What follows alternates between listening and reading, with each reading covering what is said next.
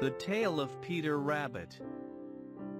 Once upon a time there were 4 little rabbits, and their names were Flopsy, Mopsy, Cottontail, and Peter. They lived with their mother in a sandbank, underneath the root of a very big fir tree. "Now, my dears," said old Mrs. Rabbit one morning, "you may go into the fields or down the lane, but don't go into Mr. McGregor's garden. Your father had an accident there. He was put in a pie by Mrs. McGregor. Now run along, and don't get into mischief. I am going out." Then old Mrs. Rabbit took a basket and her umbrella to the baker's. She bought a loaf of brown bread and 5 currant buns. Flopsy, Mopsy, and Cottontail, who were good little bunnies, went down the lane to gather blackberries. But Peter, who was very naughty, ran straight away to Mr. McGregor's garden and squeezed under the gate. First he ate some lettuces and some French beans, and then he ate some radishes. And then, feeling rather sick, he went to look for some parsley. But round the end of a cucumber frame, whom should he meet but Mr. McGregor? Emma McGregor was on his hands and knees planting out young cabbages, but he jumped up and ran after Peter, waving a rake and calling out, "Stop, thief!" Peter was most dreadfully frightened. He rushed all over the garden, for he had forgotten the way back to the gate. He lost one of his shoes among the cabbages, and the other shoe amongst the potatoes. After losing them, he ran on 4 legs and went faster, so that I think he might have got away altogether if he had not unfortunately run into a gooseberry net, and got caught by the large buttons on his jacket.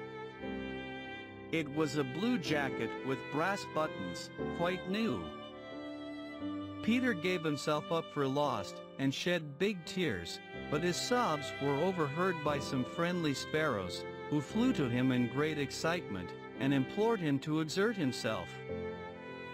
Marsh McGregor came up with a sieve, which he intended to pop upon the top of Peter, but Peter wriggled out just in time, leaving his jacket behind him, and rushed into the tool shed, and jumped into a can. It would have been a beautiful thing to hide in, if it had not had so much water in it. Marsh McGregor was quite sure that Peter was somewhere in the tool shed, perhaps hidden underneath a flower pot. He began to turn them over carefully, looking under each. Presently Peter sneezed "Curtiscoo." Mr. McGregor was after him in no time, and tried to put his foot upon Peter, who jumped out of a window, upsetting 3 plants. The window was too small for Mr. McGregor, and he was tired of running after Peter. He went back to his work. Peter sat down to rest.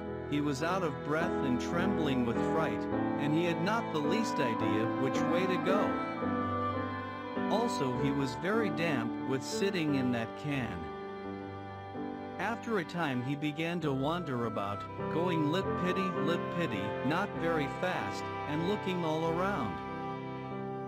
He found a door in a wall, but it was locked, and there was no room for a fat little rabbit to squeeze underneath. An old mouse was running in and out over the stone doorstep, carrying peas and beans to her family in the wood. Peter asked her the way to the gate, but she had such a large pea in her mouth that she could not answer. She only shook her head at him. Peter began to cry. Then he tried to find his way straight across the garden, but he became more and more puzzled. Presently, he came to a pond where Mr. McGregor filled his water cans. A white cat was staring at some goldfish. She sat very, very still, but now and then the tip of her tail twitched as if it were alive. Peter thought it best to go away without speaking to her. He had heard about cats from his cousin, little Benjamin Bunny. He went back towards the tool shed, but suddenly, quite close to him, he heard the noise of a rich scratch, scratch, scritch. Peter scuttered underneath the bushes. But presently, as nothing happened, he came out, and climbed upon a wheelbarrow, and peeped over. The first thing he saw was Mr. McGregor hoeing onions. His back was turned towards Peter, and beyond him was the gate. Peter got down very quietly off the wheelbarrow, and started running as fast as he could go, along a straight walk behind some black currant bushes. Mr. McGregor caught sight of him at the corner, but Peter did not care. He slipped underneath the gate, and was safe at last in the wood outside the garden. And Martha McGregor hung up the little jacket and the shoes for a scarecrow to frighten the blackbirds. Peter never stopped running or looked behind him till he got home to the big fir tree. He was so tired that he flopped down upon the nice soft sand on the floor of the rabbit hole and shut his eyes.